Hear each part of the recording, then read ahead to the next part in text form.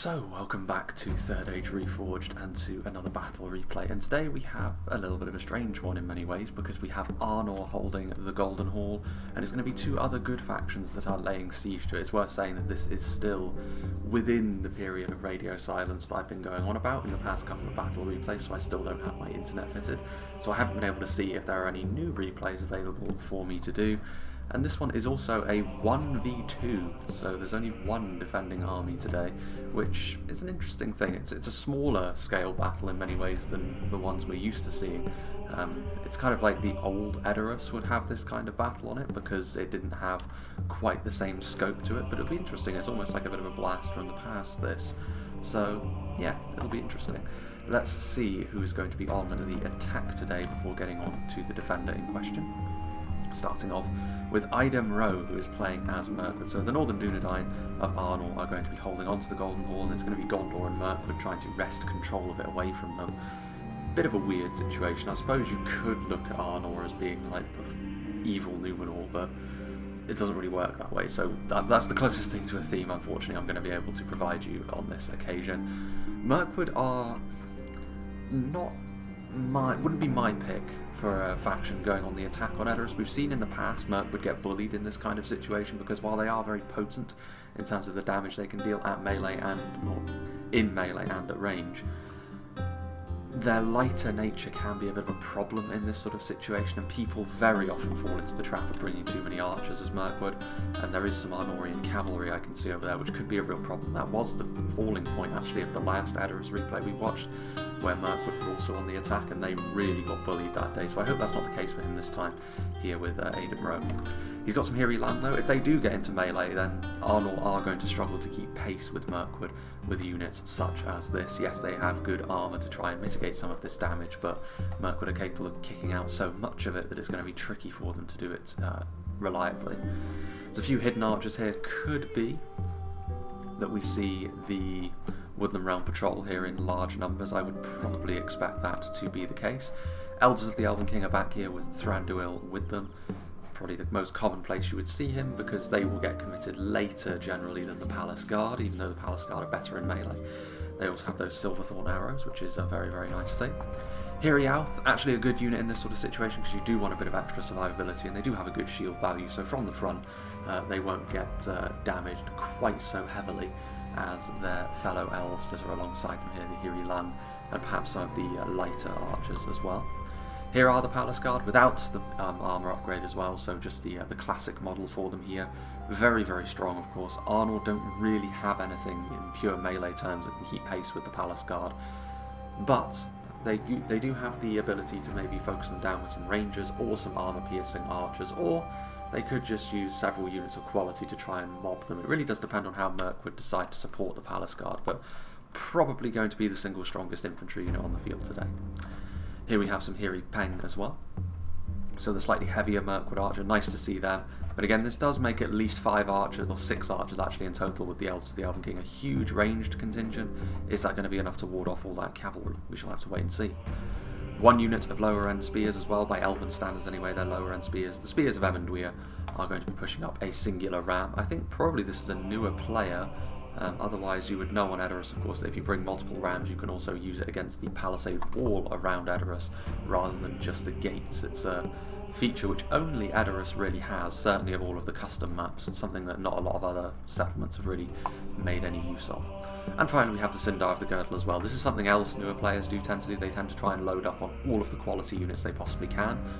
And when you're on the attack in particular, I would say that's not a particularly fantastic idea, because it means your army is going to be very small and very easy to contain, and even if they are of higher quality than the defenders they're facing off against, they're not going to be able to escape the traps that the defenders lay for them within the settlement. Cinder of the Girdle in particular are a very expensive unit to bring for something that's only going to have utility outside the settlement itself, really. It could be enough to actually ward off all of that Arthedain cavalry, because they are very strong in melee, but we shall have to wait and see. Over on the other side we have the sister kingdom of ARNOR coming to punish their little brother Jortaling, who's going to be playing as Gondor. Gondor Militia Infantry, I actually like the initial pick of this, because it means he is thinking about having a bit of numbers to his army. Only a couple of units of them. I mean, they're decent as far as militia swordsmen go. They won't be able to win any significant quality battles, of course, but they're pushing up the ram and they will offer a little bit more in terms of numbers, as I said. We've got some Wardens of the White Tower, we've got some Fountain Guard. I mean, this is the bodyguard tier unit. Does it have the general in it? It does not. They're a very strong sword and shield unit. There's like 2 units of them. I think it probably is. I mean, that's a terrible decision if that's the case. You really don't want 2 units of Wardens of the White Tower. I would question 1. They're not my favourite bodyguard unit in relation to what Gondor can bring, but bringing 2 is definitely the wrong thing to do. Wipes away all the good work of bringing some cheaper units. Fountain Guard are here as well. They should be pretty good in a choke pointy battle, which this will likely become at some point. Gondor infantry without the armour upgrade, but again, just padding things out. Yeah, these are newer players all round, I think, based on the compositions that we're seeing. Marksmen of Cair-Andros, Veterans of Osgiliath, and then 2 units of cavalry when you're on the attack in Edoras. Pinnith-Galen cavalry alliances, as are the Mithrandir's retinue. Very limited utility indeed in a settlement like this. So if I were Arnor in this situation, having a cursory glance over the armies I would be facing, I would be pretty happy with what I'm seeing, because I know that I should have the tools to deal with this. And he's got his cavalry pointing off against the right opponent as well, I would suggest.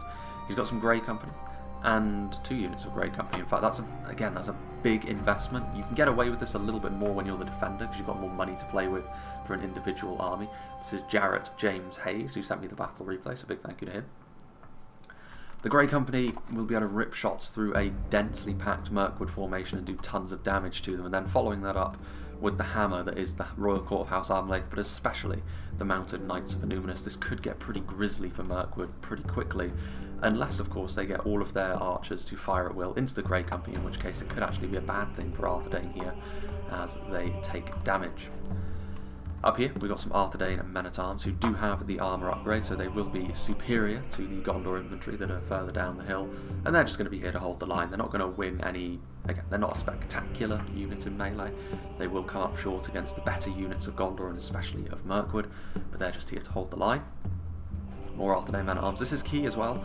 No pikes from Gondor. Mirkwood don't have any phalanx units of any kind, so something like the Annúminas Gate Guard could potentially hold the line indefinitely. And of course they make use of cavalry going up these hills of Edoras pretty much impossible. At least impossible and effective. To be effective. 2 units of dismounted Fornosterine Knights. They will actually do pretty decently against Mirkwood. They won't win in equivalent battles against some of the higher end units that Mirkwood have brought, but they will hold their own better than most other human units. Some upgraded Arthedain pikemen, which again will be very useful for holding line in the same way as the Gate Guards. Just down here, here are the Rangers. Really, really deadly unit this. There could be Mirkwood Rangers on the field as well, but of course the positioning of the Dunedain Rangers is going to be key, up on top of this hill as they are. Arthedain Marksmen will be good at skirmishing. Marksmen of Cair-Andros are better than them. Mirkwood can out-damage them, but they're just going to be here to rip some shots and do a bit of damage where they can. Dunedain Trollslayers are a fantastic unit. They do tremendous damage at range, and then in melee they've got those armour-piercing axes, as well as being multiple HP. They are very expensive, as you would expect, but they're also very effective at what they do. Arthedain Pikemen, and then at the back we do have some dismounted Knights of Annúminas, which is where the general is. Pretty similar in many ways to the Wardens of the White Tower. And over here we have some Arthedain Pikemen, and a second unit of Trollslayers, and that is just about that. So without further ado, let's begin. Ooh, and we're at times 6 speed. That is not what we want to be seeing, but yes, this will be where the battle opens up initially. As all of this cavalry will pour outside of Edoras' gates, and this is going to be key. This could determine the flow of the whole battle, to be honest, because this is a significant portion of the Arthedain army. And while I'm not too keen on the attacking compositions, losing all of this without too much response for Arthedain could be crippling, given the kind of units they will have to deal with later on. Also, you can see Wardens of Amon Lank revealing themselves, Woodland Realm Patrol also revealing themselves. This could be a real problem for them. Arthedain do need to get moving, because you can see here a flurry of elven arrows coming forwards, and this is already causing a lot of the Grey Company to start to drop off. They are ripping shots through the Cinder of the Girdle. Now the Cinder of the Girdle are dangerous, but you can't afford to stay here, and yeah, this cavalry play, not particularly good that from Arthedain. Like, you've got all of the room in the world out here on Edoras. It's one of the best settlements, honestly, for sallying out with cavalry because of all the room that you're afforded. So to march directly into the jaws of all of these archers and allowing also the Cinder of the Girdle to take a nibble at your Grey Company is not brilliant, and so far, so bad for Arthedain. They're doing good damage here to the back of the Cinder of the Girdle, but the Cinder of the Girdle are not the threat. That was very poor, of course, from Mirkwood as well. A bit of a comedy of errors so far, as the Cinder of the Girdle charge through their own stakes. You hate to see it. But like I was saying, you don't really want to be going after the Cinder of the Girdle anyway. Like, you can deal with them within the settlement with your pikes very, very easily. What you want to be doing is going after some of these high priority targets, like the Palace Guard, or the Hiri Lang, perhaps. All of this cavalry is having to go right the way around the stakes, so that's good. Mirkwood setting up their stakes, pointing towards the enemy, perhaps expecting some sort of Arthedain cavalry to come forth. And they were able to buy a little bit of extra time. Now all of this cavalry will be able to barrel down the flank. Hiri Alpha being sent over, a little bit lethargic there, you would have to say, from the Mirkwood player. He saw it coming and didn't really respond to it particularly well. And the unit he has sent over here to try and respond to it is a unit of line infantry. They're good line infantry, so in sustained melee this cavalry will still take a good amount of damage, but yeah, he's trying to hold formation here, which is not really what you want to be doing in this situation. There's no threats all around you, so you want to really be making sure that this cavalry is being dealt with, because initially Arthedain did not use their cavalry particularly well here. Now though, because Mirkwood aren't really moving large sections of their army, they're hoping to sit and shoot with their archers, I think, and just send a single unit of infantry to deal with this. You can't expect a single unit of line infantry to deal with 2 multiple HP, heavily armoured powerhouse cavalry units. It's just not going to happen. And this is a real problem now, because they're bearing down on Thranduil. He's sticking out like a sore thumb. This is probably him dead. I'd be really surprised if he lives through this, to be honest. He managed to survive the initial charge there. That's probably the extra hit points being afforded to him by the Elders of the Elven King themselves. Knights of Inumnus are wavering. There are Greenwood Rangers shooting at them point blank now. It's a very weird situation, this, because I don't think either side has played this particularly well. But generally speaking, this does mean that it goes in favour of the attackers usually, because they have more disposable units to work with. That's not necessarily the case here when you're talking about a faction like Mirkwood who've gone quality heavy. Things might be a little bit different. You can see way in the distance over there the Pinnith Galen cavalry cycling around, and they may as well, because completely dealing with this Arthedain cavalry is going to be the only useful thing that those Gondor riders can actually do. Knights of Inumnus charging in, doing yet more damage to the Mirkwood infantry, but more and more of these riders are falling just through sheer attrition as time passes. They are going to charge. I mean, yeah, the Greenwood Rangers are absolutely the sort of target you want to be going after, and they're charging right down the line. That's a really nice charge in this sort of situation with a depleted unit. Yeah, these are clearly newer players. But this is the only replay I have left which isn't on a repeat map of that's been fairly recent. And it's been a while since we've seen Edoras. Nothing wrong with showing some newer players do their thing, but it is obviously the sort of thing that you would hope people do learn from.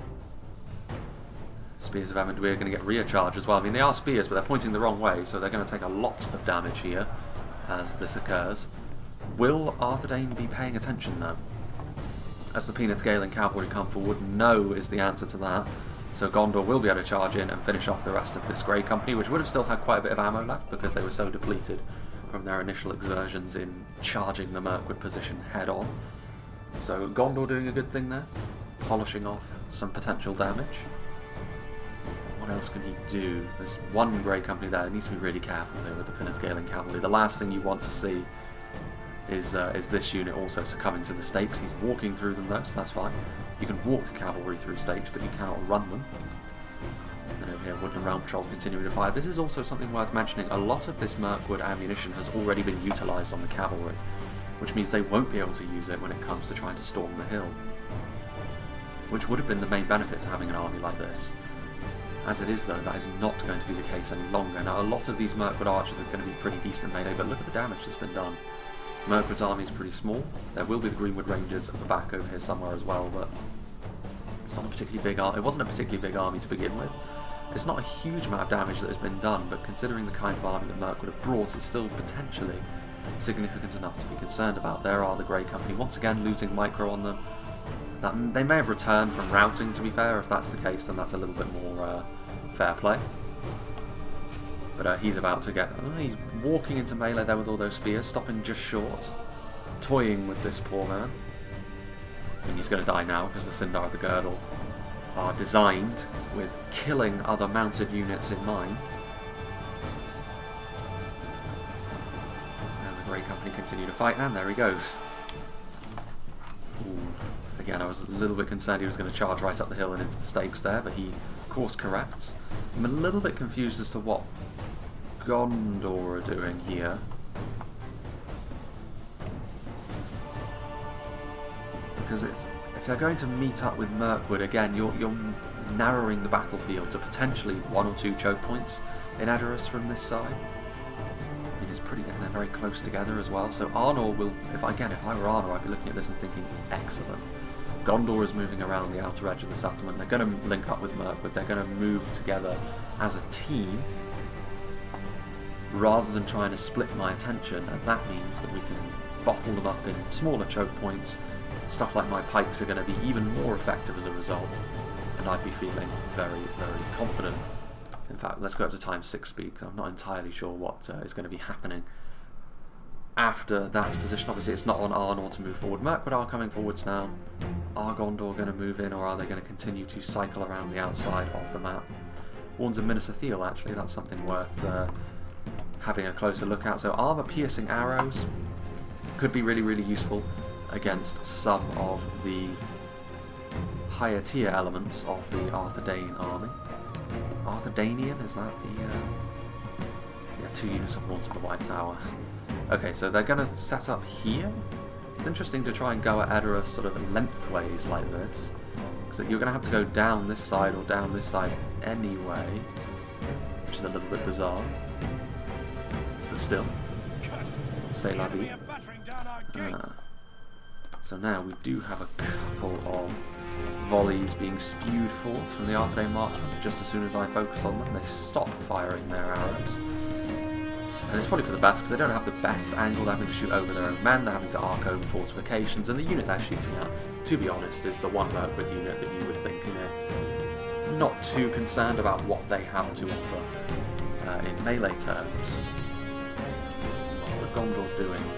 They're setting up their army. They are now pushing their rams towards Edoras itself. They still have quite a long way to go. So while they may be attacking different parts of the fortress, Mirkwood are operating on a far quicker schedule than Gondor.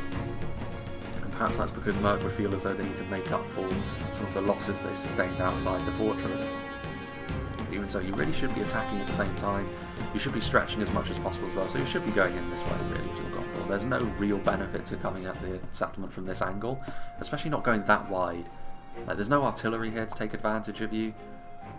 There's no archers that are going to shoot you if you go near to the fortress. All you're really doing is, you know, dragging your heels a little bit, wasting a little bit of time. But no matter. They're going to remount the ram. Maybe the Mirkwood player does know about the fact that you can knock over the palisade walls with the rams. If that's the case, then good. Be much more efficient to bring... No, he's dismounting the ram. Alas. Mirkwood are now inside Edoras. What will happen now? How will Arthedain handle this? Because they could stay in position in a dense formation up here, or they could try and move forward and finish off Mirkwood before Gondor really arrives in numbers. That would be riskier. It'd be more fun. It would be riskier. Spears of Everywhere reforming themselves on the road. Wooden Realm Patrol moving in. I mean, this is where Mirkwood can be a potential problem for Arthedain. It kind of depends on how much ammo they use against all that cavalry. You can see here a few hits. Again, a little bit of a mistake here.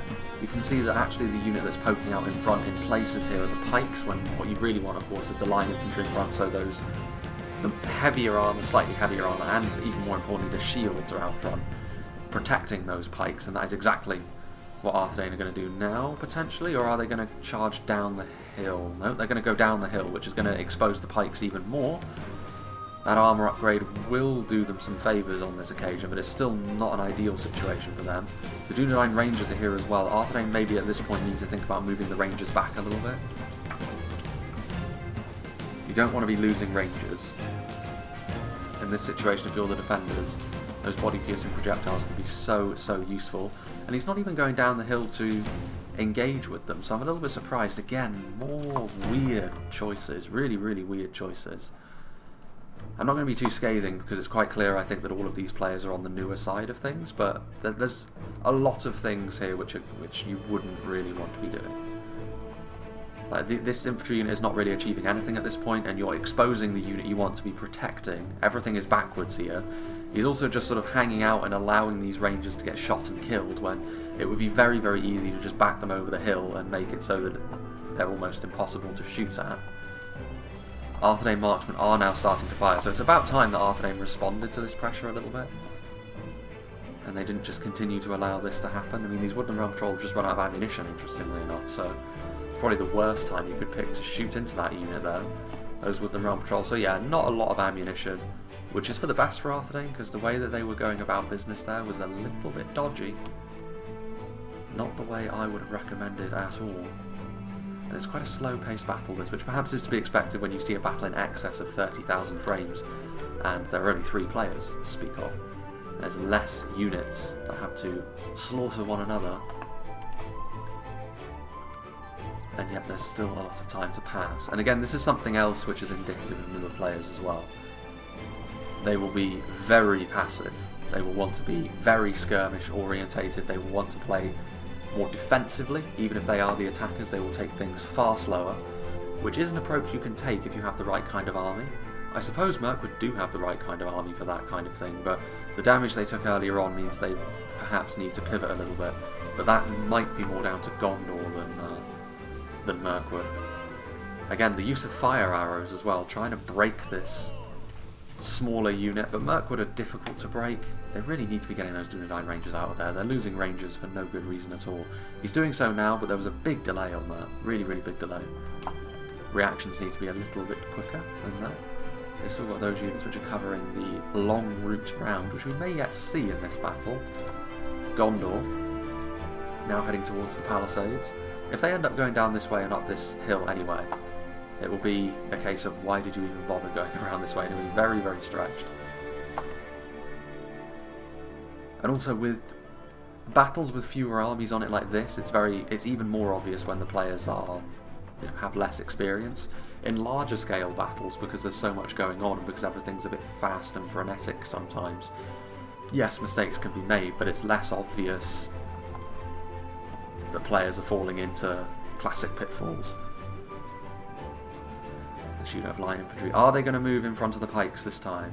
Possibly, kind of, diagonally. There goes a section of wall.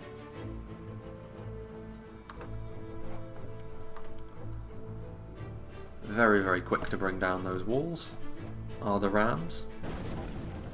It makes holding the very outer edges of Edoras really a very quick affair under normal circumstances, and you will often see people retreat to the kind of position that ARNOR are in at the moment, or Arthedain I should say.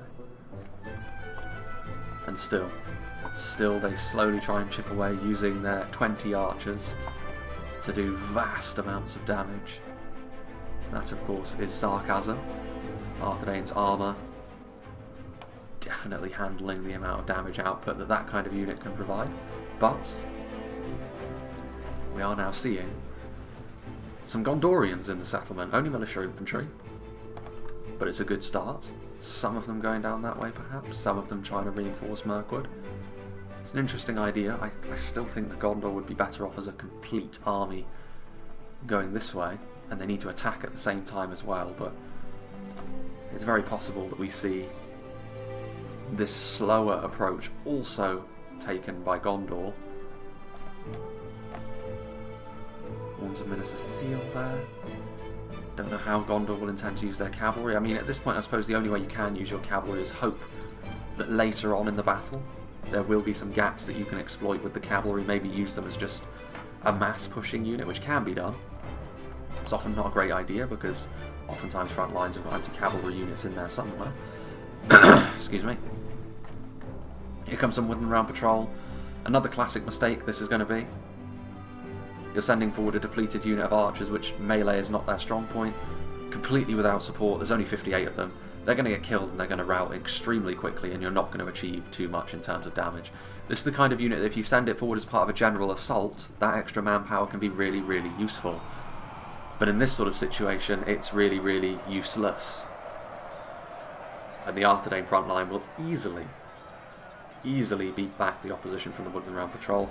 It's possible that these Spears of Amenduir will get up to the top of the hill before they break. But that won't be enough to turn this fight around. Arthedain will still win this fight using only their basic units.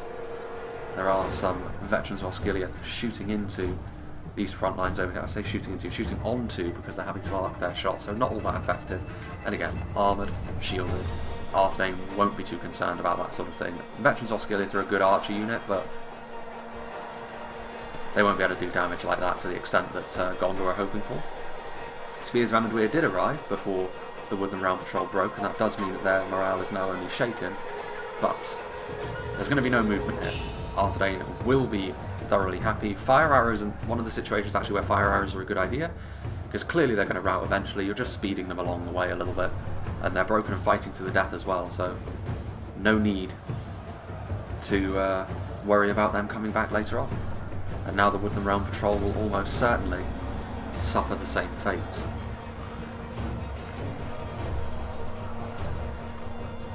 All of that Mirkwood army is still back there. Is he going to filter his units in one by one? Because that would be yet another classic mistake. Maybe I'll title this video What Not to Do, a Siege Odyssey. Veterans are getting a little bit straighter now in terms of the angles they're getting into this front line, which will allow them to do a little bit more damage, but they are still shooting into the shielded front line, and this front line is actually very well organised by Arthedain. Shields in front, pikes in behind. Perfect. And this Wooden Round Patrol, I'm actually surprised they haven't routed already, to be fair. Arthedain really piling the pressure on, and there they go. So Mirkwood have gained really very, very little. A few of the Arthedain soldiers would, of course, have perished, but not many. Not many at all. And still, this one unit of 20 Wooden Round Patrol continuing to fire into those Arthedain positions on the hilltop.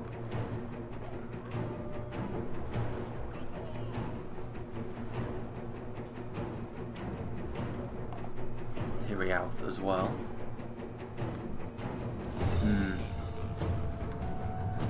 This looks a little bit more promising. He's sending forward a whole wave of infantry. I mean, if he's going to do this, Gondor need to be ready to do it as well. And unfortunately, I don't think they are.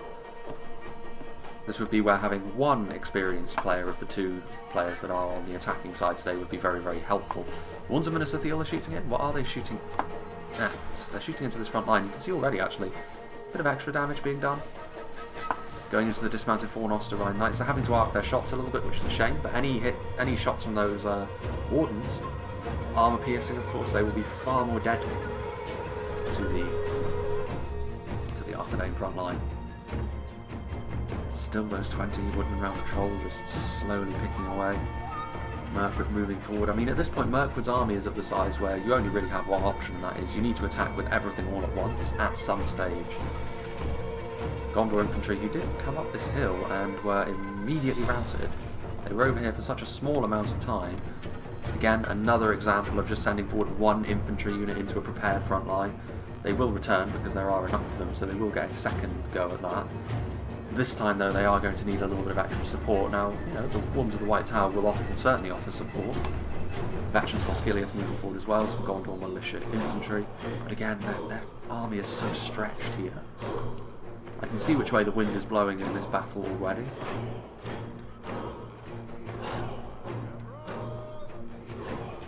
Wooden Round Patrol continuing to fire, and to be fair, they do have the opportunity to now shoot into the dismounted Fornoster Rhine Knights. Very nice armour, but no shields. And if they are exposed, as you can see by several of them falling by the wayside now, they will perish more quickly than the shielded units, and they're more important to kill off. Arthedain marksmen taking a few hits now from the veterans of Osgiliath.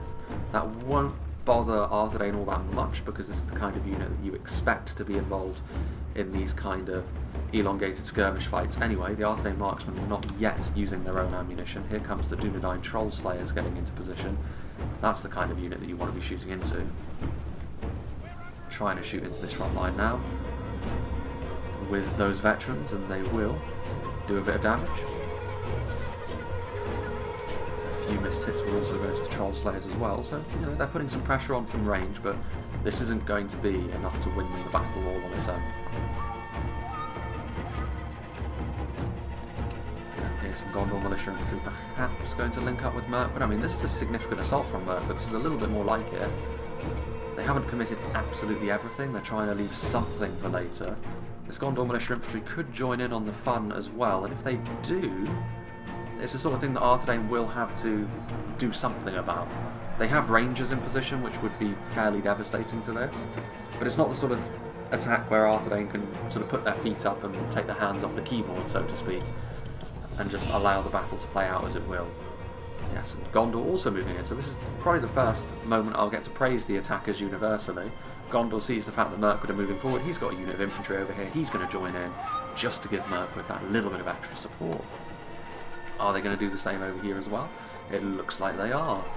So this is more like it, so this is where the ball gets put into Arthedain's court a little bit more. They will now need to do something. They will need to move their units around. They will need to pick their targets. I mean, here come the Dunedain troll slayers, who are going to do tremendous damage to those walls of the White Tower. So they're responding to the Gondorian-led assault over here very, very well. How will they respond to this attack over here, though? Mirkwood doing very nicely on this front line. They're going to need a little bit more here, Arthedain, if they are to be victorious. Those axes coming out, so yeah, Gondor going to struggle down there. Even if it's just an extra unit of line infantry, Arthedain are going to need a little something over here. The Gondor militia infantry, of course, just here to help out. Good moment for the Dunedain Rangers to shoot in, but they're electing not to. The Hiri Lang victory seems certain, proving their superiority over the human swordsmen that they're going up against. Numbers are a bit of a concern here for Mirkwood. Greenwood Rangers are moving forward, as are the Wards of Ammon Lang. Mirkwood perhaps getting the wind in their sails a little bit. This is what I like to see, a little bit more intent being shown, but also Arthedain, again, awakening a little bit. Slower reactions than you would like, but firing into the blob, and these Rangers will do a significant amount of damage, and that will start to turn this fight around. Fountain Guard are on the way over here, so Gondor perhaps trying to help, and this is going to be the focus of the attack, quite clearly. Gondor scurrying away from this front line by the looks of things, which is not the right thing to do. You need to at least have a token force over here doing its thing, and this Gondor militia infantry is not going to last forever. They're going to stand and fight for as long as they are able, but that's not going to be long enough, I think. Dunedain Rangers continue to shoot. The Fountain Guard will be coming in to try and back up the now slightly depleted Mirkwood forces, but that will just allow the Dunedain Rangers to also start shooting into the Fountain Guard. Greenwood Rangers are trying to shoot into something up here, but they're hitting the grass verge, which again is a real tragedy from a Mirkwood perspective. Greenwood Rangers, one of those really devastating tools that you have, and largely being wasted. Fountain Guard now getting into place. Spears raised. Dismounted Fornoster Rhine Knights also here.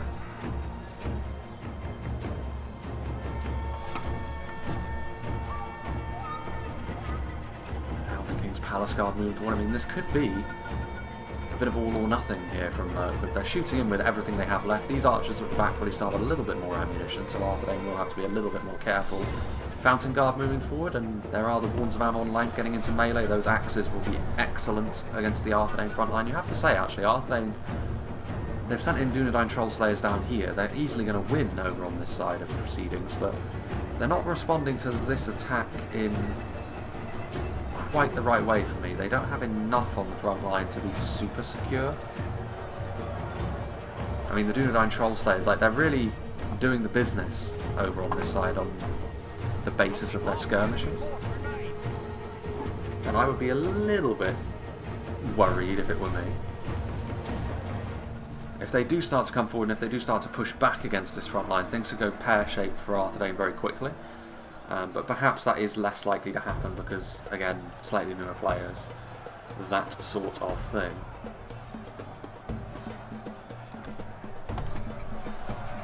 And over here, Vets of Osgiliath moving into melee. I mean, they're a very good melee unit, they're unbreakable. A little bit more defensive in nature. But they are starting to wrap around this position, and here the Gondor Militia Infantry are going to be force path through the line. Again, a nice idea from Girdle. It's a very fragile unit he's doing it with though, so they could break, but the idea is correct. Here come the Fountain Guard moving in. The Pikes continuing to do their thing. The Dunedain Troll Slayers are proving to be a nightmare for Gondor on this front line, as you would expect. Those armour-piercing axes are really taking a heavy toll. And a few stabs coming in there from that banner carrier. And Arthedain still have reserves. Dunedain Troll Slayers a little bit depleted, a little bit more arrows coming their way from the Mirkwood archers from the low ground. Fire arrows being used on these units, yeah, not the best call. Fire arrows are slower firing and they eat up more ammunition. And you're not going to rout a healthy unit of marksmen caravans like that. They look neat, but not going to be all that effective. The Gondor cavalry is also still loitering with intent. Pinneth Galen cavalry, the only unit at this point which is outside the walls, which is nice to see. The attackers getting everything within Edoras' limits to try and do their thing.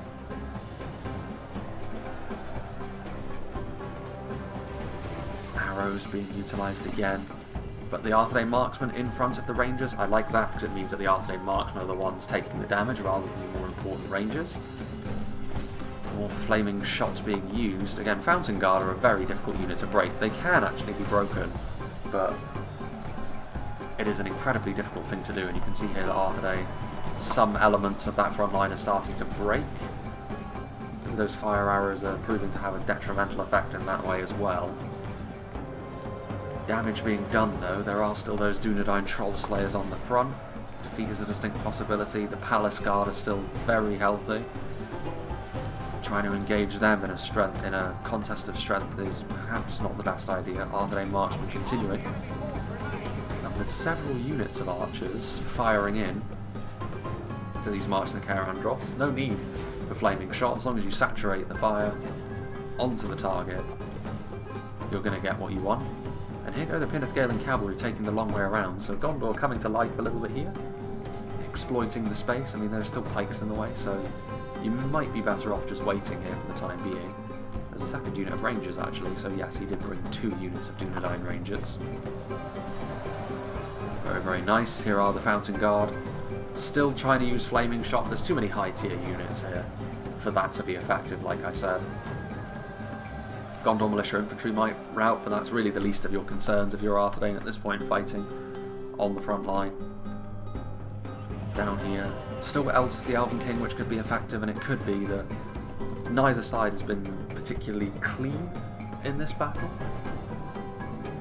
But of course, defending mistakes are amplified more so than attacking mistakes when the attackers have got more armies on the field. That is how it generally goes. So it may be, ironically, a bit of an uphill battle for the defenders, or the defender, on this occasion. Gondor Infantry are there. I mean, over here, Arthedain have done brilliantly well, and the problem is all of these units could turn around, which include Pikes, Men-at-Arms, another unit of Troll Slayers. The Elven King's Palace Guard have wriggled free, and they are going to now attempt to slice and dice their way through these Arthedain marksmen, and needless to say that will be a relatively easy task for a unit of their stature.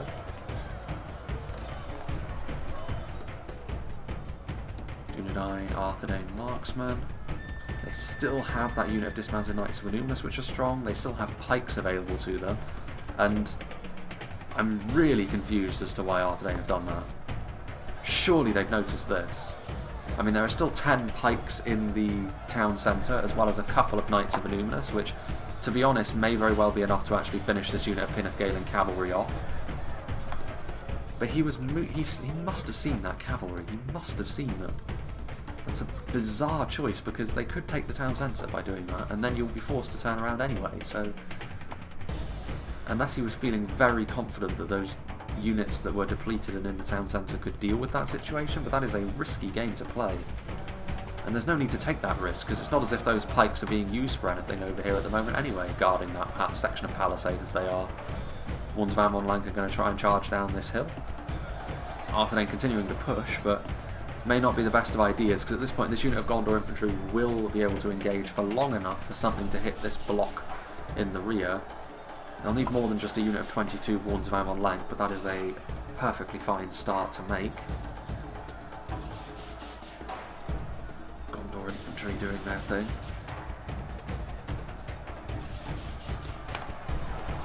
There is the charge, and it was actually enough to rout that unit of Arthedain men-at-arms, so maybe I was horribly wrong. Maybe that is going to be sufficient. It certainly will be sufficient with another unit of Warns of the White Tower on the way down here. So yeah, things are starting to unravel a little bit here for Arthedain. They need to reorganise themselves. And it goes to show, actually, the first time genuine and well-organised pressure came on this side, Arthedain didn't respond to it very well, I have to say.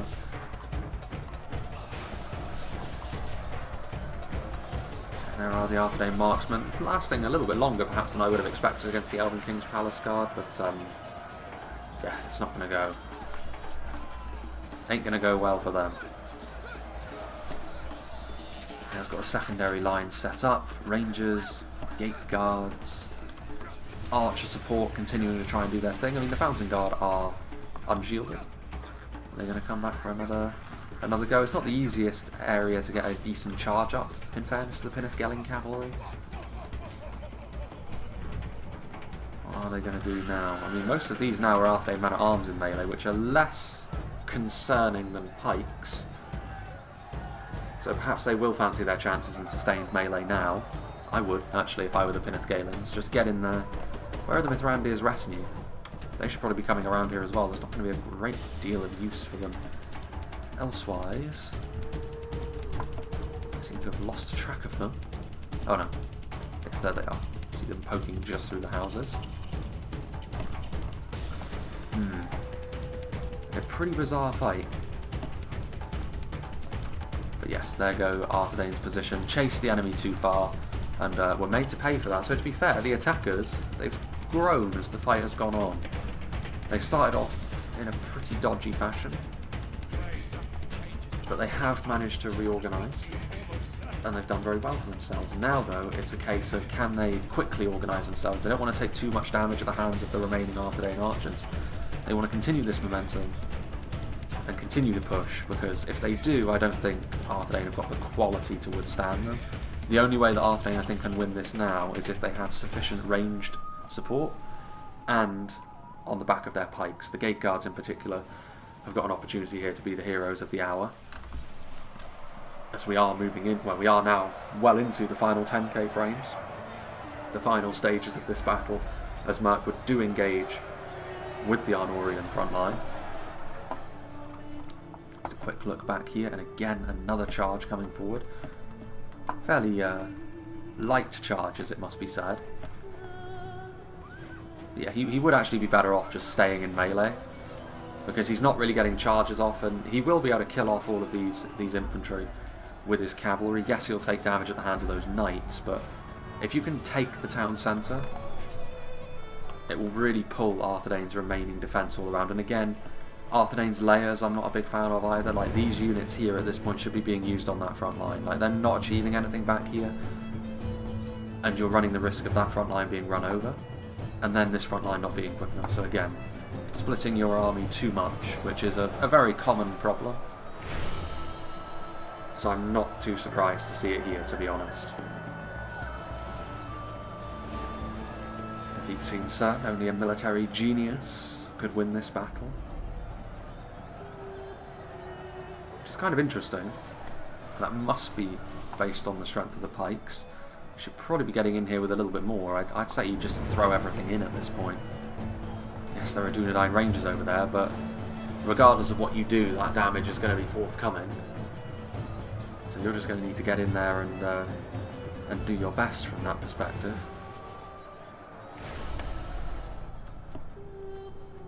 Is that cavalry coming back again? Yep, they're going to come back again. In go those Arthedain marksmen, out of ammunition. Just going to try and help shore things up on the front line. A little bit of extra manpower, try and buy time for those Rangers to do their thing. It's going to be close, this fight. Perhaps for all the wrong reasons, but it is going to be close. Ooh, and the Pinith cavalry battering their way through. the Arthedainian marksman there. Is this a real town centre? Because I can't help but feel like if it was... Yes, it is. Very interesting that, actually. That one Arthedain marksman was able to override several Gondorian cavalrymen. They should be doing that, though. They absolutely should be doing that. Because now you can see Arthedain, they're like, oh, you know, we actually do need to defend the town centre. That cavalry is in there. We need to do something. He probably should be sending this unit to the front line and sending the pikes back to the TC. Because the pikes would instantly evaporate that cavalry. This unit won't, and the dismounted Knights of Numinous would be much more useful on this front line, I think, for helping to guard against the quality that is going to be coming their way. But the pikes are doing the business as it stands. Late game pikes are very, very important. They allow you to equalise fights in which you don't necessarily have the quality edge. Is that going to be the case?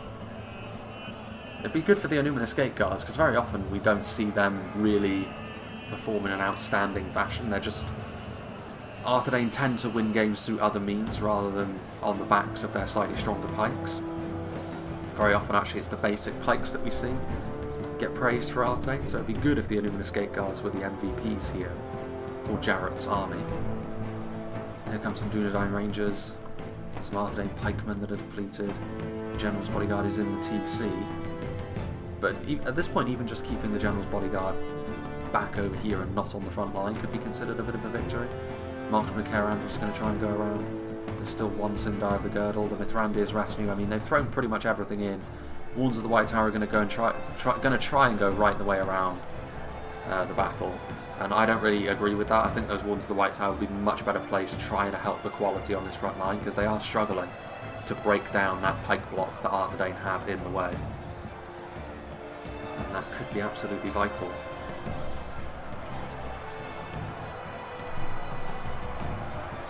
Or when determining who wins this fight.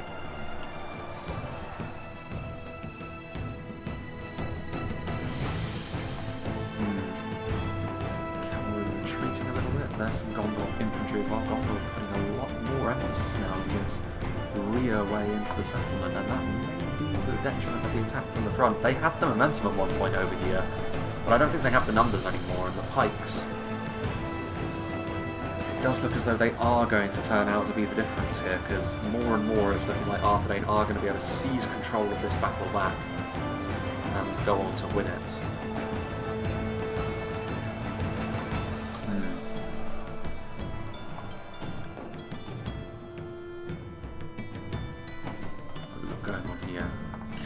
Try and move in. Maybe they could... I mean, it's not really the sort of position you can charge too easily. The problem is you could get a nasty charge with the Mithrandir's retinue onto the dismounted Knights of the Numinous, but with that kind of space, probably not going to be too effective. Over here, still some Warns of Amon Lank, but again, not enough of them anymore. Elders of the Elven King, still fairly healthy, 46 of them, but they're making up the bulk of this attack at this point. And yeah, this battle is going to be Arthedain's. Again, just a judgment call from the attackers, which went a little bit awry there. They had an opportunity when Arthedain was still splitting their army a little bit more, where they could have gone all in on that front line and the damage could have been done. But as it turns out, I don't think that is going to be the case. Alas. Still two Knights of the Numinous back there, wanting to get involved. Perhaps they shouldn't be quite so eager, lest they meet their end at the hands of a Warden of Amon Lank and their axe. What's going on over here? Okay, so Marksman of Cairandros are shooting uphill. They're going to, I mean, this is the kind of unit that you're going to do very, very little damage to. Multiple HP, very heavy armour, very good shield value. It's not going to happen reasonably. Like, you might kill the odd one or two, but it's not going to be worth like your while, especially considering the fact that clearly time is ticking away here for the attackers. And it is not going to go their way, you would think, as the pikes continue to rise and fall.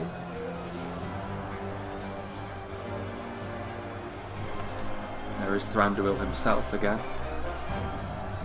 The edgy boy himself, wielding his swords backwards. surrounded by pikemen as he is and bloodied, but doing a good job. He likes to kill people with the handle of his sword rather than the blade. He's just that arrogant. He doesn't need to use the deadly end. There's a lot of Gondorians over here, which again, all of them could have been on this front line and the momentum could have held. The cavalry, I think, was the only thing you needed to send around there, just to let Arthedain, I should say, just to let Arthedain know that they can't just send everything forward onto this front line. They need to keep something back there. All of the infantry really should have come this way, I think. Normally I would caution against narrowing a battle like this, especially if you're charging into pikes, but I think it's the only way the attackers could have reasonably made something happen here. As it is unfortunately not going to be the case for them. Still a few Woodland Realm patrol back here as well. Just having a cursory glance around the settlement. Nothing else other than bodies in the outer periphery of the fights. And there goes Thranduil. In and amongst the pikes as he was. Gondor infantry moving forward, Marksman Carandros are there. The one Cinder of the Girdle that remains is also coming over here.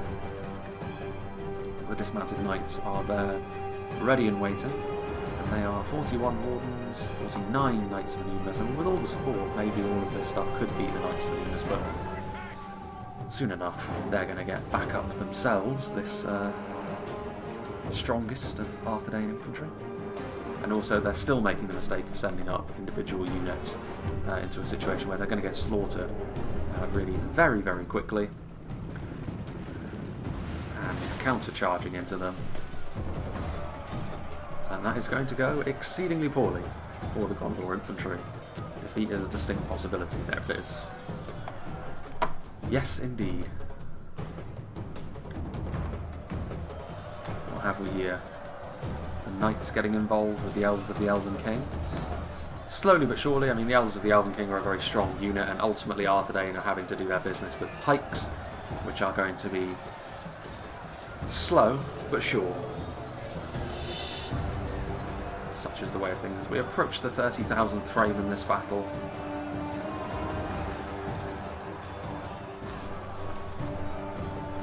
Do they have anything else? I mean, they do have some rangers in here, I suppose, and some marksmen, but they're not exactly known for their melee damage either. Let's move back over here, shall we? They are really trying their best to force their way through to the town centre, aren't they? I mean, they're going to take a lot of damage doing so. The dismounted Knights of Anubis are a more defensive bodyguard, but this is still not going to be the sort of thing which is going to be great for cavalry. This is the sort of thing you see the AI do in campaigns, in a siege. They just send their cavalry forward and try and push through, and it never ceases to be annoying because it can be surprisingly effective given, you know, certain battles the AI have wildly in their favour. And you have to try and beat the odds, and this is the sort of thing which can make life a little bit difficult for you in that case. But on this occasion, they've taken control of the TC. I mean, if Arthedain manages to lose this battle based on that, then shame on him. But he really shouldn't be, because these pikes are here. They're pointing the wrong way though, which is not ideal.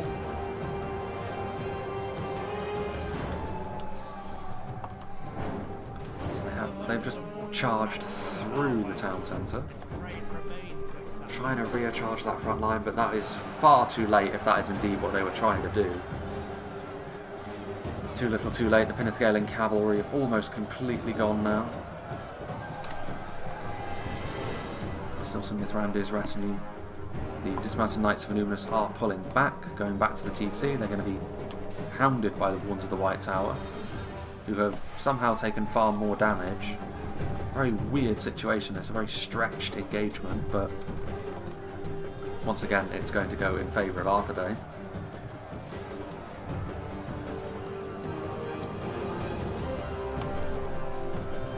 Thundering hooves there, Mithrandir's retinue going backwards, going to try and get into the dismounted Knights. They didn't really get a charge though. They are very, very tanky, the Mithrandir's retinue. Armour and shield value makes them one of the better multiple HP lancers that there are, but they are not knights. That is worth bearing in mind. if you want to take a full Gondor cavalry force. Not going to be quite as robust as their cousins from the north. Arthedain marksmen continue to do their thing.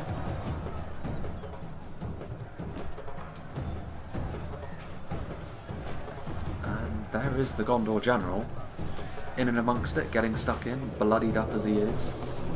But he's going to have to cede victory here too. His fellow from Arthedain.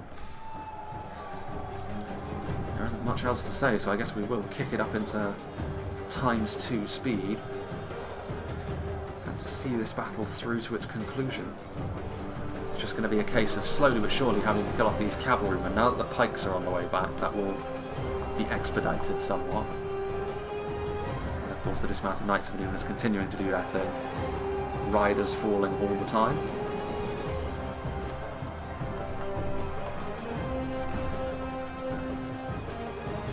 Defeat seems certain.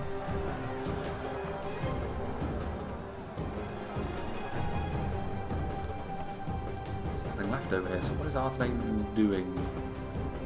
Surely they want the pikes over here, do they not? Or do they want their general's bodyguards units to fight it out? Fight to the death as they are. Some of these Knights of Numenor even have completely clean armour, no blood. All too easy for them. Yep, they're content to just let their dismounted Knights of Numenor do it.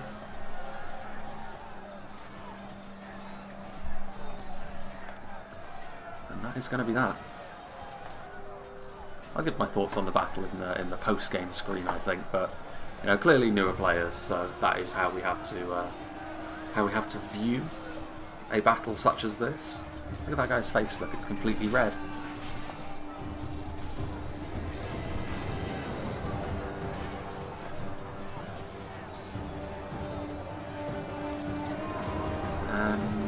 Still the generals fight. Again, it's a good showcasing really of how tanky Mithrandir's retinue are. That they survived this long. Yes, indeed. And that is going to be that. Yeah, over 10% in the end as well. That margin of victory.